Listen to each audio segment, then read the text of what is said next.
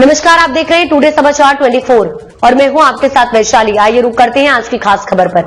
महाराष्ट्र विधानसभा चुनाव 2024 परिवारों के भीतर की जंग, चुनावी मैदान में परिवारवाद की दिलचस्प कहानी।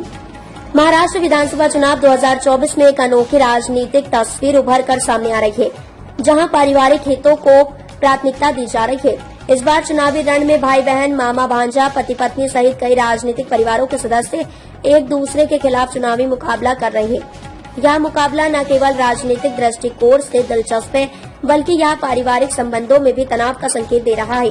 इस बार बारामती विधानसभा सीट पर पवार परिवार के दो बड़े नेताओं के बीच चुनावी मुकाबला हो रहा है।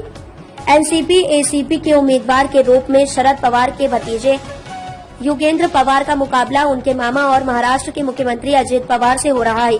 शरद पवार के पोते रोहित पवार भी इस बार चुनावी मैदान में है। वह बीजेपी के राम शिंदे के खिलाफ कर्जत जामखेड सीट से चुनावी मुकाबला करेंगे। यह भी पवार परिवार के लिए एक चुनौती है, क्योंकि इस सीट पर भी परिवार के सदस्य आपस में टकरा रहे हैं। कन्नड़ विधानसभा क्षेत्र में एक और दिलचस्प मुकाबला देखने को मिल रहा है, जहां स्वतंत्र उम्मीदवार हर्षवर्धन जाधव अपनी पत्नी संजना जाधव के खिलाफ चुनाव लड़ रहे हैं, जहां एक जोड़ी चुनावी प्रतिस्पर्धा में अपने परिवार के खिलाफ खड़ी हो गई है।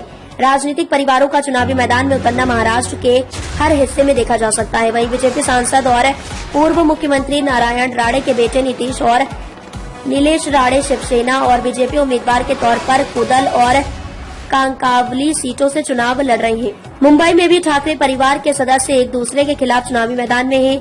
शिवसेना यूबीटी के मौजूदा विधायक आदित्य ठाकरे वर्ली सीट से चुनाव लड़ रहे हैं। इसके अलावा आदित्य के दूसरे चचेरे भाई अमित ठाकरे, जो महाराष्ट्र नवनिर्माण सेना के प्रमुख राज ठाकरे के बेटे हैं, महिम सीट से चुनाव लड़ रहे हैं।